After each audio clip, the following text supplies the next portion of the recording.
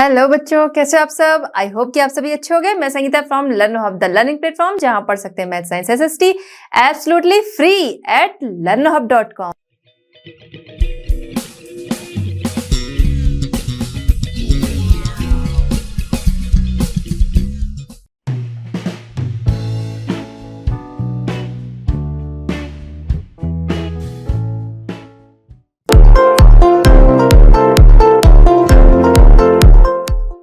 चलिए बच्चों, हमारा आज का चैप्टर स्टार्ट करते हैं। क्वेश्चन नंबर 1 हमारा है match the following. Match the following है, चलिए आइए देखते हैं किससे किसे मैच कराते हैं। वन साइड पे स्तूपा, शिखरा, मंडपा, गर्भगृह, प्रदक्षिणा पथा। अदर साइड पे है place where the image of the deity is installed, mount, circular path around the stupa, place in temples where people could assemble, and last हमारा है टावर। चलिए आइए देखते हैं किससे किसका मैच है।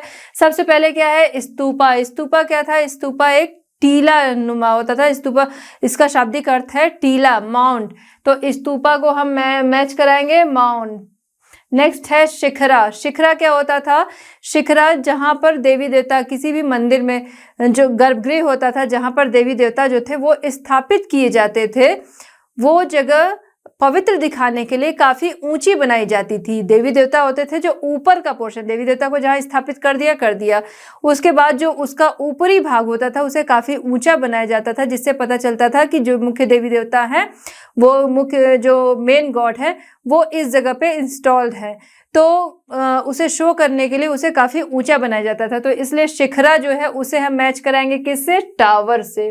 नेक्स्ट हमारा है मंडपा। मंडपा क्या, मंडपा जहां मंदिरों में जहां पर लोग एक साथ इकट्ठा होते थे उस जगह को कहा जाता था मंडपा।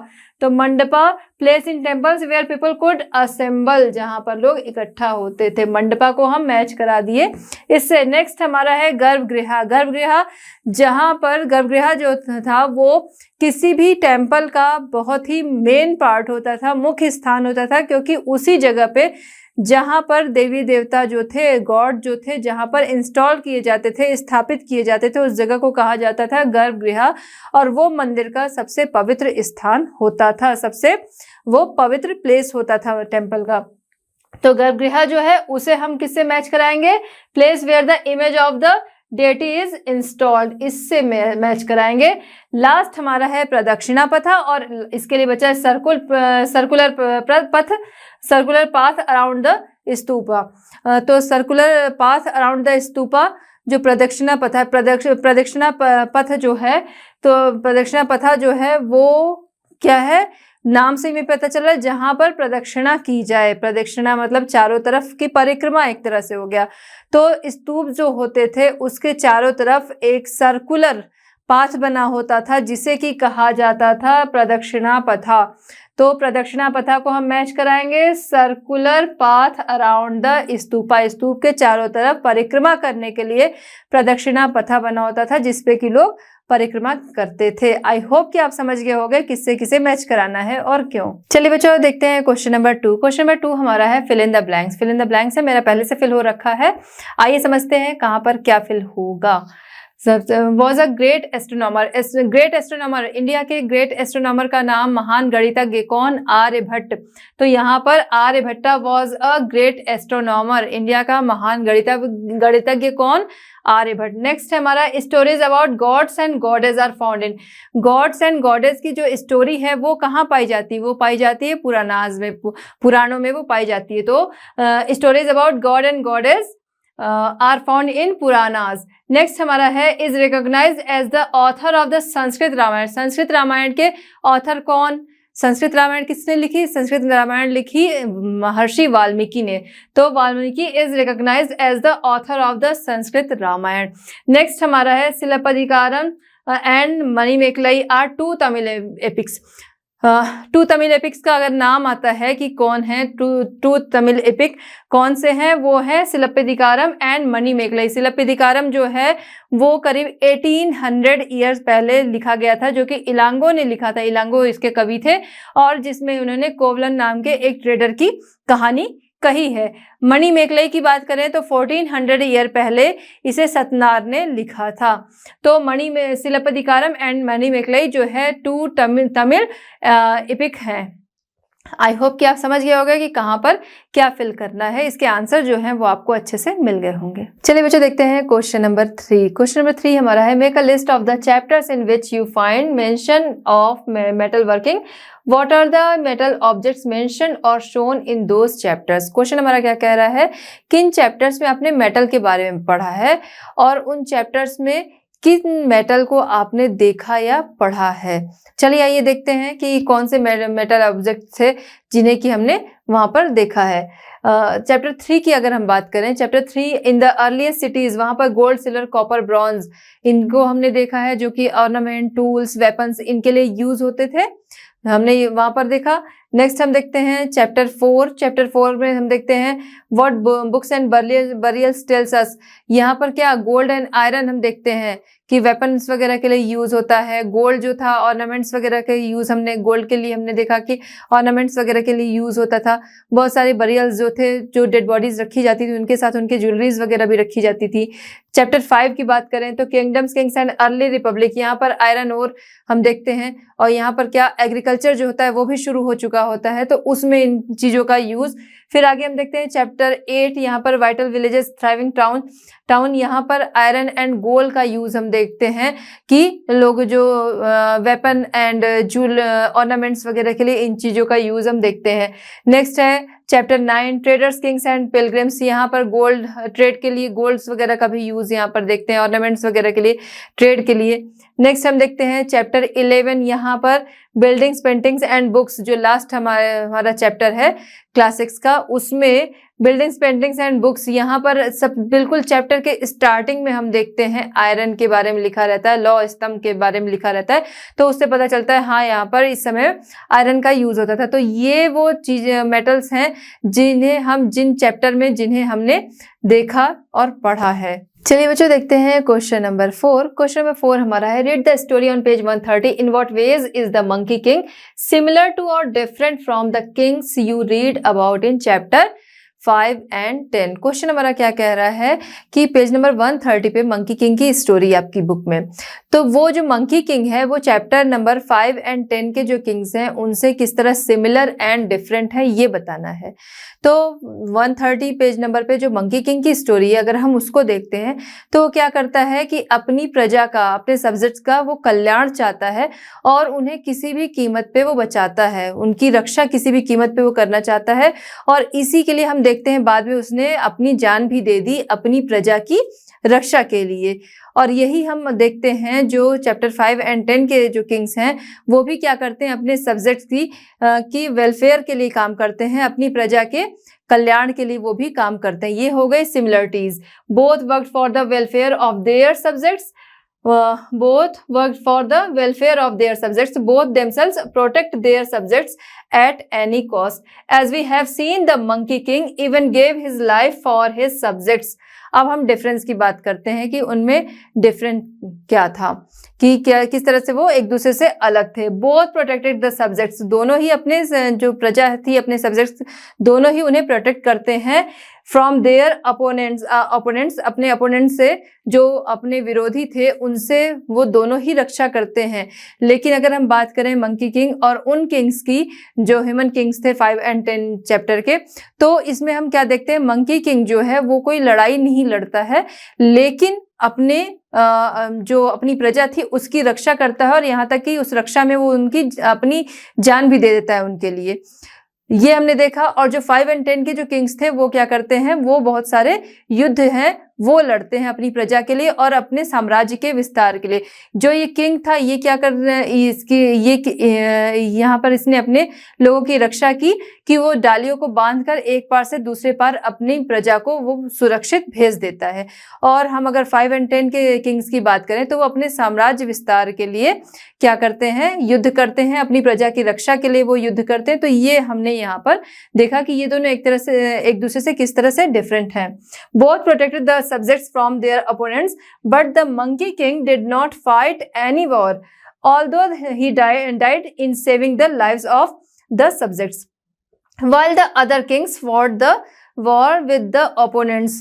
ये हमने देखा कि वो जो किंग है वो अपनी जान दे देता है, बट वो कोई युद्ध नहीं करता है। और यहाँ पर जो किंग्स हैं वो क्या करते हैं, अपने प्रजा की रक्षा के लिए और अपने साम्राज्य विस्तार के लिए वो युद्ध करते हैं। Whereas the kings also fought for the expansion of their kingdom, whereas there is nothing like this in the story of monkey. Monkey की स्टोरी में ऐसा कुछ नहीं था कि वो साम्राज्य विस्तार के लिए वो लड़ाई कर रहा था, वो तो अपने लोगों को बचाने के लिए। जो मैंगो वाली स्टोरी थी कि मैंगो उसको खाते हुए किंग ने देख लिया, फिर उसके बाद उनको सजा देने की बात आई, तो इसलिए वो अपनी प्रजा को, अपनी जो सेना थी उसे बचाने के लिए उसने अपनी जान दे दी। चलिए बच्चों देखते हैं क्वेश्चन नंबर 5। क्वेश्चन नंबर 5 हमारा है find out more and tell a story from one of the epic. One epic story आपको यहाँ पर बतानी है। तो आपको बहुत सारी एपिक स्टोरीज पता होंगी, आपने रामायण देखा है, महाभारत देखे हैं, बहुत तरह के रामायण और महाभारत भी सामने आए, उसमें बहुत सारी आपको स्टोरीज जो हैं वो मिल जाएंगी। जैसे रावण के द्वारा सीता जी को ले जाना, या गोल्डन डियर वाली स्टोरी हुई, या फिर कह सकते हैं केवट वाली स्टोरी हुई, या फिर हम देखते हैं हनुमान जी जब सीता के पास जाते हैं, सीता जी के पास जाते हैं, वो स्टोरी हुई। इधर हम महाभारत से भी बहुत सारी स्टोरीज देख सकते हैं, कौरव पांडव की। तो इस तरह से कोई भी एपिक स्टोरी जो है वो आप लिख सकते हो।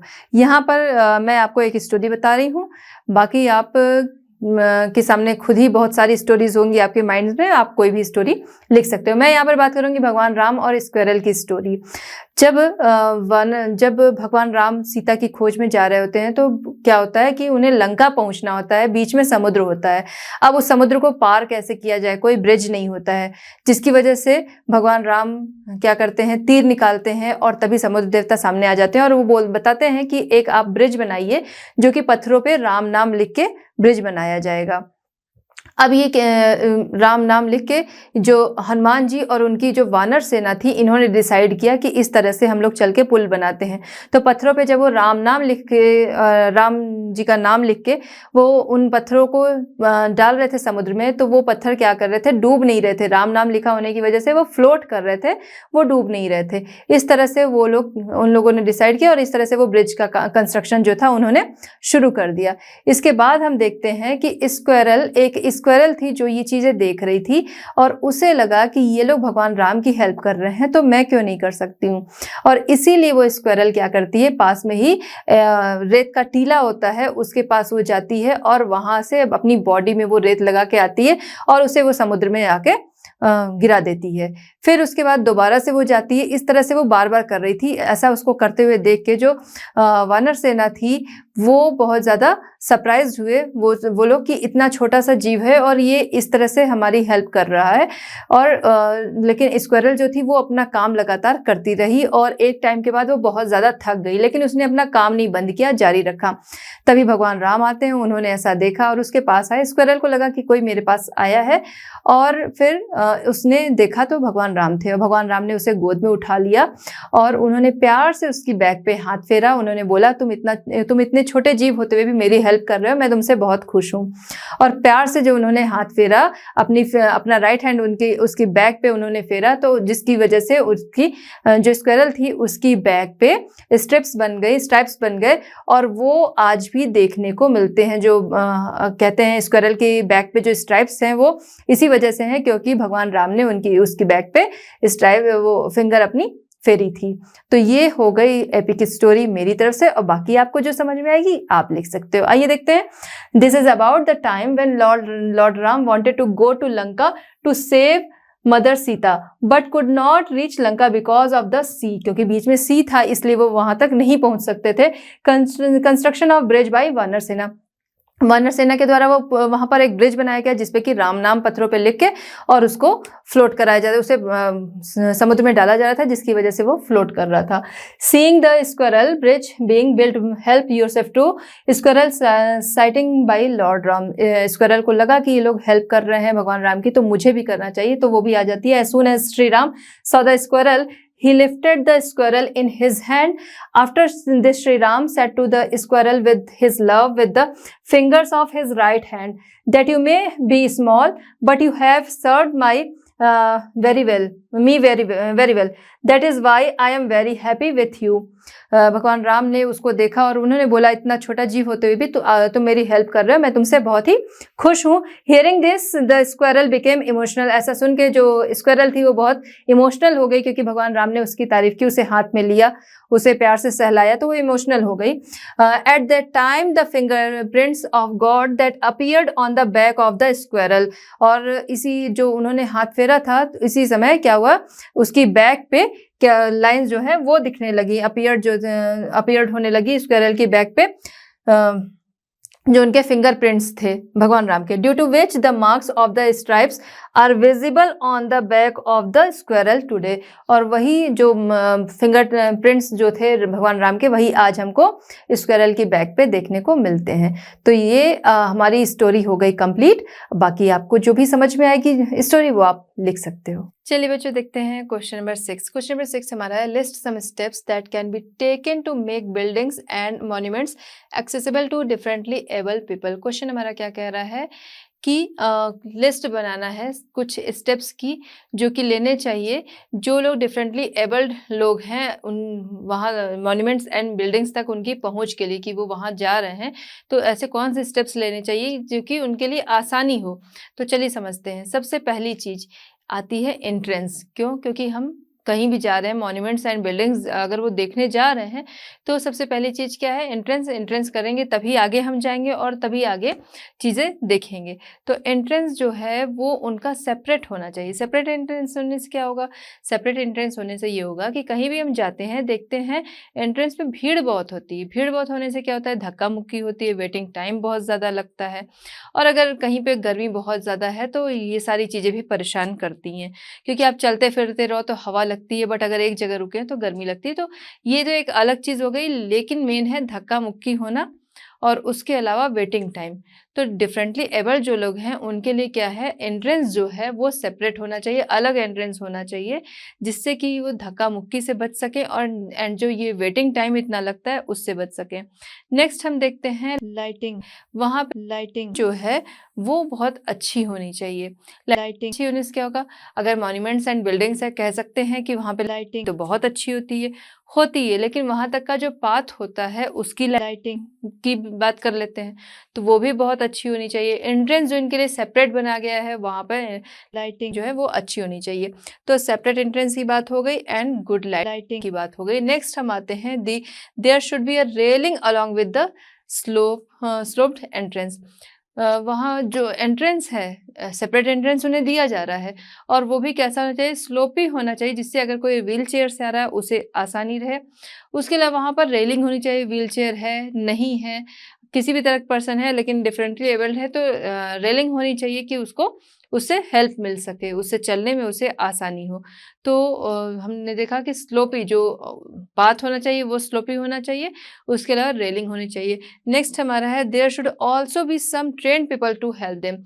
ये एक बहुत इंपॉर्टेंट पार्ट है। ये भी हमने देखा, फर्स्ट जो है एंट्रेंस वो बहुत ज़्यादा इंपॉर्टेंट है, और ये भी एक बहुत इंपॉर्टेंट पार्ट है कि वहाँ पर ट्रेंड लोग होने चाहिए। ट्रेंड लोग होने से क्या होगा, जो डिफरेंटली एबल्ड पर्सन है, अगर उन्हें कोई प्रॉब्लम है तो वो ये समझ सकेंगे, उनकी प्रॉब्लम्स को दूर करने की कोशिश करेंगे, और दूर कर सकेंगे तो कर भी देंगे।